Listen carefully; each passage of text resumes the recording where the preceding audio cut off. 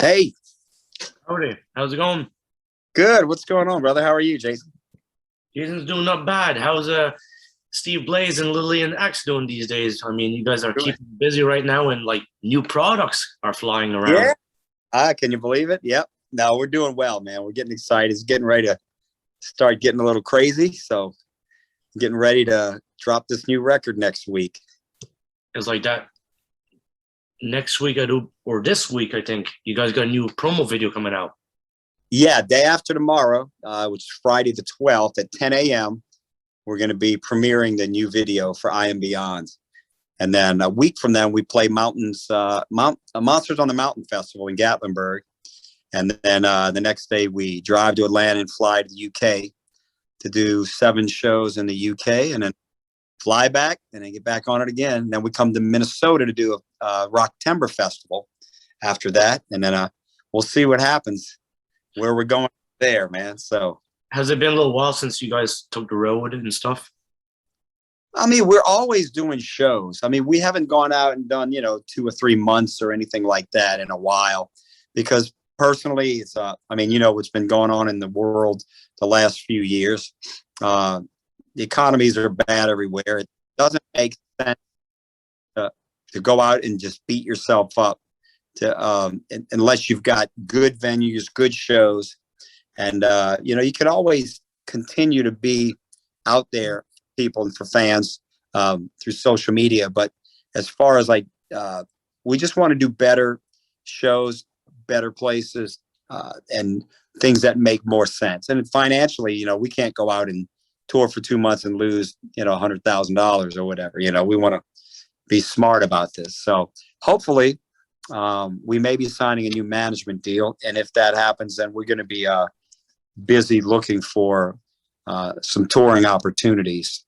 And plus, we want to let the record get out and then get its legs and start to get absorbed out there and let a lot of people hear it. And we'll see what happens. But we're ready. Steve, but like it's been such a long time since a new album. Where do you guys get the title, to pick it out from, because you could choose any type of title for the album. Yeah, well, first of all, I was reminded recently, a friend of mine said, "Hey, I remember 9 years ago, you told me the next album was going to be called From Womb to Tomb." So it's been in my head for a time, and the concept's been in my head for a long time too, as well. So it was just the right timing. We had a couple of band member changes. We had to get our mechanics and the right label situation and kind of reorganize our house.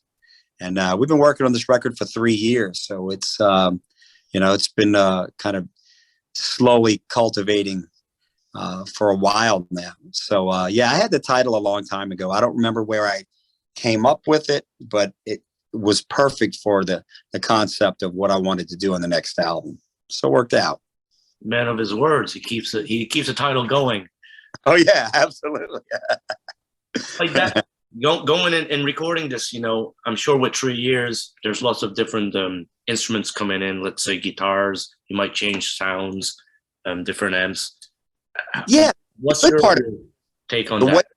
The way we recorded this album is not the typical methodology. Like a lot of bands go in and they do just all the drums and all bass and all guitars. They do one thing at a time.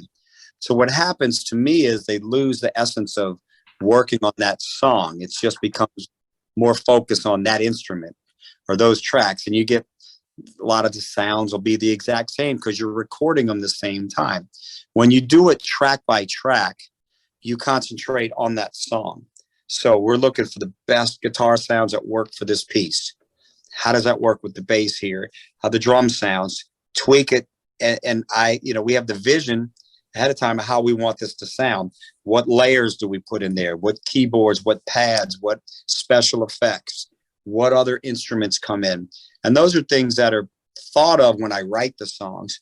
But when we actually start tracking it and hearing things, we can, we get more opportunity to say, wouldn't this be good if we could do this or that? And because of the fact that we have been taking our time with it, we can be tracking everything and then be listening for 2 or 3 months. And this, the whole time I've been listening to this, I'm hearing this change or this part. or the levels here, or this approach done differently. Gives us opportunity to listen to the stuff for a while so that we can make the changes to make it better.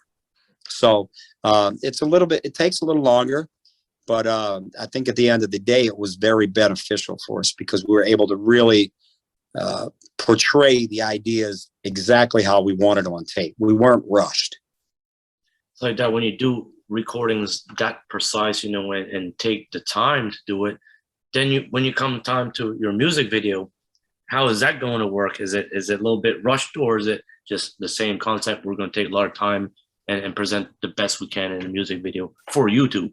Right. Well, this new video that's coming out in a couple of days, it's directed and edited by Todd Schmidt, who Todd is our cinematographer, videographer, and photographer. Does everything for us, and he's amazing. He's well known, and he does a great job. He does lots of different film and commercials and special effects and drone footage. He's a genius, and so we knew what we wanted to do with the video. We wanted to take the album cover of the anthology we just put out, Psalms for Eternity, and kind of use that as a background. And when we did that, because the song is about when the child is born and its first realizations that it is an entity, the entity is created. This child is born, and it's a soul that's eternal, right? So the realization that from that child's viewpoint, we wanted to capture that. And by doing so, we shot the whole thing in green screen, right? So we're playing the song, and Todd takes all the footage. We make sure we get all the emotional aspects of our performance, and everybody's playing. And then he puts all the backgrounds together. So we're out in the universe. It's like a cross between Tron, The Matrix, and Game of Thrones. I mean, there's snow and planets and the universe and shooting stars and blossoming trees and moons and suns, and it's like ear candy. It's visual and ear candy melted together, and it's phenomenal. It's just really good. But it was the vision we have, and how are we going to get this to understand? And there's a woman in there that she represents the universe and mother nature, Mother Earth, and we are basically performing inside of her. You know, there's a vision of us in her eyeball. So, you know, it's in her vision inside of her. So it's like representing the individual becoming a part of the universe in the inception when a child is born. So it's hard to capture those kind of things. So you have to have a concept before you go in there that is going to work. Now, when you're doing green screen edits and you're doing there's so many backgrounds in this thing, and it's this beautiful purple and blue hues. So it's really pretty. But every scene has a different background, you know, and things going on. You got to watch the video like 50 times to catch everything. And so at the end of the day, we're, you know, going back and forth every day. Oh, this scene's good, but do this, do that. And Todd's just a genius. So it worked out. It really fits. The theme and background of the video is perfect for this song. So it's tough, but at the end of the day, just like recording a record, it's very tedious. But when it's done, you're finally over with. You can sit back and say, "Hey guys, did a good job on this." And then you got something that stays and, you know, stands the test of time. Forever and ever. There you go. Exactly. It's like that. Finding the right track listing on an album like this, like, where did you go in and choose the debut song, you know, and the second and third? How did you do? The thing with this record, because it is a concept album, so to speak, but it's a concept album not about an event. Like a lot of concept records will talk about one event in somebody's life, like this guy did this and this and this, and this is how it ended. This is a concept about the birth of a child. The first thing you hear on the record is the unborn child's heartbeat, and it ends with angels accepting you into heaven and all the lessons in between. So we wrote this and recorded it pretty much one at a time. Like I wrote Breathe. I knew what I wanted it to be about. Then I went to the next section, I Am Beyond. Fortunately, I Am Beyond, I wrote a long time ago. So it fit exactly in that spot. So that was the second song recorded. The third song, Never Ending Me, I wrote that at the time.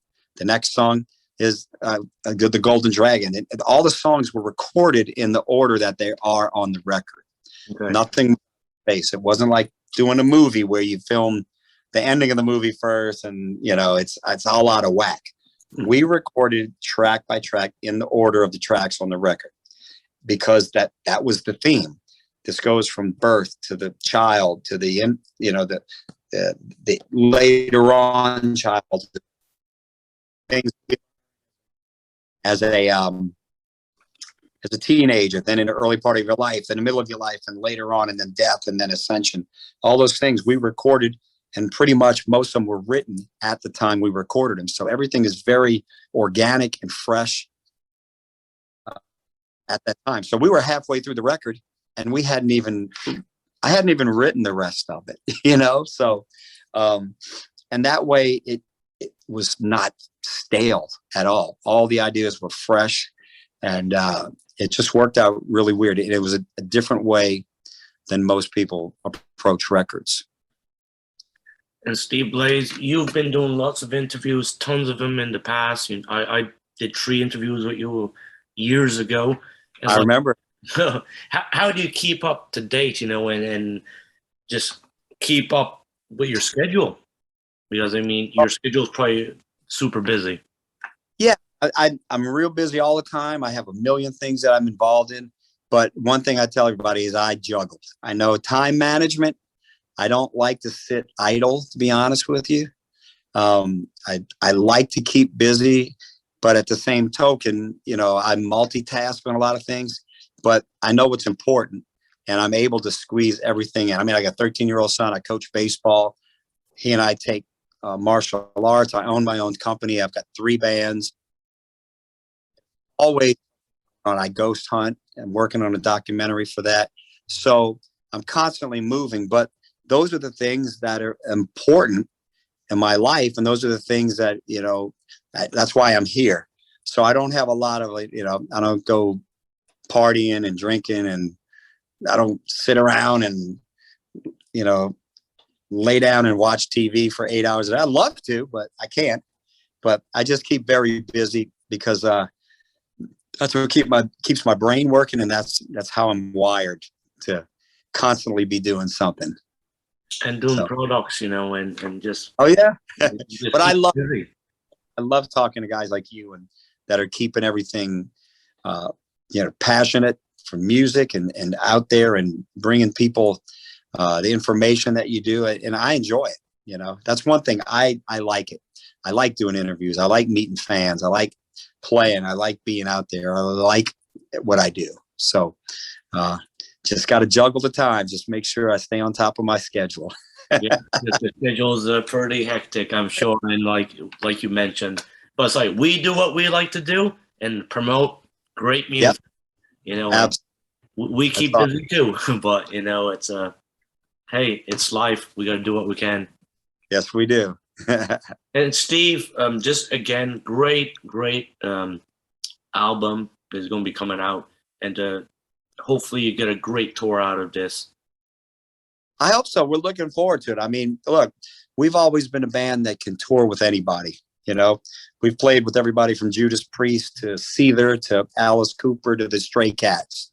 So we're just that unusual anomaly that, you know, we don't really fit any good molds. We're not, you know, this kind of band or that kind of band. Our history has given us the opportunity to be, you know, just our own unique entity. So anybody out there playing in front of people, we'll go out with the Stones, or we'll go out with, you know, Willie Nelson, whatever we need to do. But so we'll see what happens. I'm more excited about this record. Thank God, I've been for anything, and I always get jazzed up when we have a new record out. But there's something unique and different about this situation that I'm very happy about. Well, that's good. And it's like that. We like promo videos. everybody now, it seems that YouTube is the way to go because that's the MTV of today. So let's Pretty much. see you on Friday on MTV, YouTube style. There you go. Yeah, that's a good. I've never heard anybody say that, but you're exactly right. YouTube is like the MTV. Only problem is you got so much to pick from. You know what I'm saying? I mean, my God. Yeah. But all right, that's good. That's the pros and cons of everything, right? So, but Friday morning at 10 o'clock Central Standard Time, we'll be putting the link out there for everybody to go check out the new video. Let me know what you think about it when you see it. Absolutely. It's on my calendar, and we'll see you on Friday on YouTube.